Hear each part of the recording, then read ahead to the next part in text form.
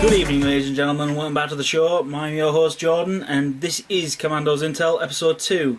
Today we're going to be discussing the Betrayal of Calth box set, but first I'd like to introduce my co-host for this episode. My co-host is Jack. Jack, welcome to the show. Hello. Now, what I'd like to do now is get you to explain what current army you're running, Jack, and what sort of game style you're doing with that. Yep, no problems, no problems. Just to say, I'm a traitor to the Imperium.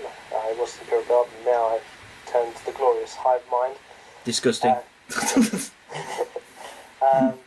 Yeah, so Tyranids, what am I rolling at the moment? So I'm rolling with the tournament heavy list, but flip-flopping between that and the fun lists. So the tournament list that I think is the current match at the moment, which is Flying Hive Tyrants, there's 3 of them with Devourers, and the Swarm Lord. And what I like to do in tournaments is take drop pods filled with Carnifexes and dump them on me. Those are those big flying things that just walk around us shooting lots of shots, don't they? Oh, yes. Oh, yeah. We remember them. We remember them and how fun they are not to play against. The fun side of this is I take a barbed Heraldry, and that's not something that's sort of in the high-end tournaments is allowed because you've got a certain amount of full draw points to get them. And a barbed Heraldry or Barbie costs 565 points, which is a big point sink. However, I will agree with you in terms of rulage. It is very, very nice, and it does often earn its points back. I will agree with that. Absolutely, yeah. No one seems to shoot it. It always finishes with the same amount of wounds it had when it started, which is it's because it can't die, Jack. Quite frankly, it cannot die. Well, especially when you're sticking behind a 2-up Aegis line cover save. Yeah, I mean, the only thing I find that will work against that thing is destroyers. But let's be honest, if I'm going to put down destroyers, you're going to send that thing towards it. So I'd have to come up with a game plan. But anyway, this is also Jack's fluffy list that we ended up going to a campaign weekend. Well, that's a different story for next time, but it was a campaign weekend that we thought we were going to, and it turns out it was actually one of the major tournaments in the UK, which was an interesting weekend, let's say the least. However, I feel that me and Jack took away from the experience and learned quite a lot about how to play Warhammer 40k in terms of tournament level. Especially when we got back in the car on our way back and immediately started writing very dirty, filthy lists that we could play with next time. Here's the most beardy lists that we can actually think up. We did go full beard in the car for 3 hours on our lovely drive back. But yes. So, anyway, to get back to the title of the episode, we are doing the Betrayal of Calth box set that has gone up on pre-order. My initial thoughts is, by God, it is good-looking models again. Again, GW have outdone themselves, in my opinion, with the model. Have you got any first opinions on it, Jack? Looks-wise, absolutely fantastic. To see the Horus Heresy stuff finally in that lovely dark grey plastic that we all love, and it's very easy to convert and customise. Yeah, I mean, once again, GW stepping on the little toes of Forge World. You know, first with Baneblades and Stompers, and now they're going to go, oh, we'll have a bit of that 30k, I think, off you. It's doing quite well, you know. Yeah, I will agree with that. Personally, as you say, customisable. I mean, I didn't have a chance to look at the sprues, but I've had a look at the models in my local store, and there doesn't seem to actually be any like moulded iconography on them that I could tell. But at the same time, I figured that even if there is, it'd be easy enough to scrape it off, like, you know, with a hobby knife, etc., and actually theoretically have a little starter 30k army quite easily. That's right. Yeah. I think Forge World is still holding on to the customisation of the chapter. Oh yeah, I mean, God, they got it through their noses. I mean, I've got an entire Salman's army up in the attic that's got Forge World shoulder pads and helmets and everything else. You know. Well, I think the best example of it is the Dreadnought. The Contender Dreadnought that comes with the box set is generic and blank. It can be anything. But if you go to the Forge World shop at GW HQ, they've got a shelf of just Contemporary Dreadnoughts from each chapters. No, they do, and yeah, I mean, the one benefit is actually in the new box set is that you can either have the Contemptor set up with the Power Fist and Twinning Multi-Melter for the win, or you can actually have the Kirsty's assault cannon. Kermie's assault cannon. I'm about to say. I'm now going to have to be very professional and quickly look it up of what it's called, because that's how we work on this show. We're very professionals. You know, we do all our research as we are going through it, of course. Well, I know that cannon because I've. The Carey's Pattern Assault Cannon. There we go. Yeah, which can supply fire, which is filth. I can't. No, it's no. The rules for that one is it can't skyfire unless you have two of them, and you have to take the variant. Yeah. I think it is off the top of my head. Yeah, and it has to stand still as well. It's a very. But to be fair, I mean, I have a contemptor before. I have a contempt. In fact, I've got two contemptors, think I. And I run them with the obviously being salamanders, I run them with the multi-melter and the power fist with the heavy flame in the grip as well. And these things are just beasts in that mode, quite frankly. I mean, especially as that these things can be transported in Lucius Pattern drop pods. So you're talking about something that can land in turn one, assault, get out, shoot, and then assault.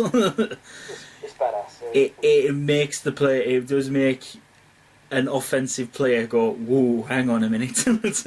Where did that come from?" And also you got the whole thing of drop pods coming out first turn. Oh yeah, the entire drop pod first turn with Space Marines anyway is just fantastic. Well, yeah. So you can have a whole. You can actually have a dreadnought that's close combat effective in that arriving and or getting into slashy stompy range at turn 2 is great. Yeah, I mean, so basically the box set itself, to get down back into things, is it's basically what they've done is, as far as I understand it, and from reading the White Dwarf, is that they play it as an action point game. So it's very Space Hulk like, where so obviously certain things will cost certain actions, and you've got to roll and do points and stuff like that, and we go from there. But yeah, but in terms of what you can do as a game, would really work, in my opinion. Yeah. I looked at the boards and they look pretty awesome. If you like the guy was trying to sell me, saying that if you're bored with the tabletop game, you try the board game, which is just the Betrayal Calth. And I haven't played it. I haven't seen it fight, but it looks quite promising. Yeah, no, I think there's some good stuff that you could do with it. I mean, the fact is, to be fair, as a board game itself, I mean, obviously GW tries to do this every year now. You find sort of thing, you know, they're going to try and do a board game because they are chasing that Space Hulk game. They are determined to try and make another one that will be as big as Space Hulk. I personally don't think it's ever going to happen. No. Because, to be fair, Space Hulk's got it all. You've got Terminators, you've got a small group of Terminators versus a horde of Tyranids. It just works on all levels. You being bad guys versus good guys.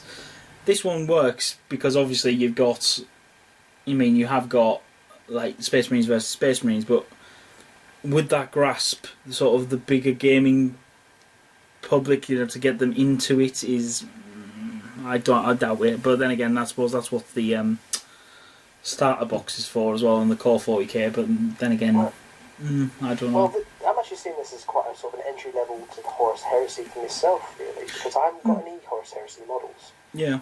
And if I play this, you know, it's not that much of a leap to get more Horus Heresy stuff and play on the battlefield. Well, you are right in that fact. And let's be honest. It's, I mean, to start off, if you were to buy each of these models individually through Forge World, I mean, the Centurion, Terminator Centurions, 5 Justicar Terminators and all that, I mean, you're probably saving at least half the money. I don't know the exact figures, I mean, God forbid, but personally, in terms of what you've got in there, in the actual box, if you were to buy that as in Forge World based only, then yeah, you're probably saving at least half, minimum, I would reckon. Oh, pricey. I feel sorry for people who bought the vanilla Contemptor Dreadnought before this all came out, because they'd be charging a premium for the Forge World shop. But yeah, just keep rubbing it, Jack. Keep rubbing it. It's fine. It's fine. It's not that some of us went out and actually bought it, you know. It was a good model at the time, and there was nothing about Horus Heresy in plastic. It was a dream. So I would defend my actions. No. It's to be fair, I mean, the benefit with the one I got from Forge World is that it's entirely modular. So I've actually built mine modular, so it's all magnetised. So I've got on mine, the arms come off, the body comes off, the weapons come off, so I can switch it out and customise it as much as I want. So and I have bought maybe a couple of different variants of weapons here and there. So there are benefits. I mean, personally, I think that as you talk about, as an entry level to 30k, I think it's going to be majorly popular for that. Personally, well, yeah, I mean, they're gearing up to be as big as 40k because Warhammer World, the Forge World shop, which is selling most of Horus Heresy stuff, is just as big as the 40k shop, which is well. I feel sorry for Fantasy because that whole Age of Sigmar thing, they're just not there. Yeah, I mean, the Age of Sigmar, I mean, personally, in terms of rules here, this is probably a different entire podcast altogether, but in terms of, I do like the Age of Sigmar. I think it gets a bad rap, but I think I'm going to have to get you all on for a discussion on that for a different episode. We'll stay focused on the Calth at the moment. But about to say, so yeah, I mean, obviously I've ordered my box set, and I believe you've ordered one as well. I have indeed, yes. My first Horus Heresy. So no doubt we'll end up cracking this open and maybe having a quick little game as the board game itself and see how that plays. I mean, to be fair, I do like the cards they're printing off in it, and the tokens look quite sweet as well, especially for the way some of the games are playing. So I think. Also, one thing I do love about the models is it kind of reminds me of when back in the day, about 98, 99, when I was buying the Space Marines and these just look a lot like, for example, the heavy weapons, which have got over-the-shoulder missile launchers and... They do. It is very nostalgic looking at them. You're just like, oh, I remember that. I remember the look of that. It was beautiful. Over the hand, it is stunning. I mean, to be fair, I just like the look of... the actual... the two captains in it, the captain of the Word Bearers and the captain of the Ultramarines in it, the two models that they've used, the Just Carrion Terminator and the sort of standard Commander. I mean, they look beautiful actually, and I do like as well that basically the GW, well, I assume Forge World allowed them to basically copy the same weapon templates that they have, because I've used the weapons packs myself for the melter guns and stuff, and they're identical and very stunning. I mean, absolutely gorgeous. Just want to point out the plasma pistols on those guys look absolutely... Oh, they look like they belong to Eldar. They're very sleek and very slim, and proper energy weapons then. Yeah, they've also got that rounded tip that just is the throwback to all the 90s Space Marine weapons. Yeah, definitely. So I think it's going to do well. I think it's going to be interesting to see. I mean, how the game actually plays as a game on its own right, I don't think it will be that good. I think knowing us lot, I think we'll end up getting there. I think we'll probably end up making our own little game out of it. Yeah. We'll probably do like a kill team, because it is basically it's a tile surface, so why not have a little kill team sort of thing and set it up and barricades and stuff like that. We could probably end up having a bit of fun with it. I think. Also, the good thing about that is the models is that you're not limited by chapter. Although there's Ultramarines and Word Bearers, you can brand whatever you want, really. Yep, no, definitely agree. I do salamanders, but I do have a heart for some of the other chapters. No, I lie. No, they're going to be salamanders immediately. I can't even lie. It's going to have to be salamanders. I've already can see flames that are going to get green stuffed on. Those Terminators are far too pristine for my liking. I need some iconography on there. Get some of that etched brass out. I'll be having some fun with them. But to be fair, with us and the lads, we'll probably end up, I reckon, probably all getting our own little box set, paint it all up nice, and probably end up having little duels between ourselves. We'll have it out. All successor chapters. Yes, let's have a go. But I'm about to say, I think it's going to be a good game. It's going to be interesting. I'm about to say, knowing us lot, as I say, we'll probably end up making our own little rule set for what you can do and what we're going to do in little missions, because we always house rules. Yes. But so with regards to this, what we're doing for this episode, we're actually going to give away a sealed copy of the White Dwarf, because of course it comes with this beautiful pin of a Mark IV Ultramarine pin. It's very nice. I'll say, so we're going to give away a sealed copy. What we're going to do a caption competition. So I'm going to post a photo at the end of the video, and best caption in the comments is gonna get it, and we'll give it a set date. I'll put the set date in the description, and yeah, we'll go from there. Stay tuned as well. Remember to like and subscribe to the channel, because we've got some interesting. We've got a big interesting giveaway coming up for Christmas. That's going to run probably the last week of November, and that's going to run into the end of mid second week of December, because I want to allow shipping time, because I want ideally someone to win this and get it for Christmas Day and go, yes, it's awesome. And yeah, so I would like to thank Jack for coming on and doing the show with me.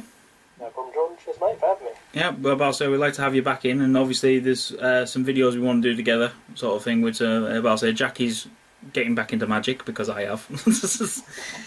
Also, he's trying to convince me to go to this April tournament of his. There's a tournament he's going to, and he sent me the link, and he's trying to convince me, sort of thing. So if I end up going, I suppose I can take my new camera glasses and maybe get some videos of a couple of games and stuff. That'll be interesting. Try that beardy list. Oh, that beardy list. I assume the point limit for this tournament, Jack, is the beardy list limit that we've already worked to.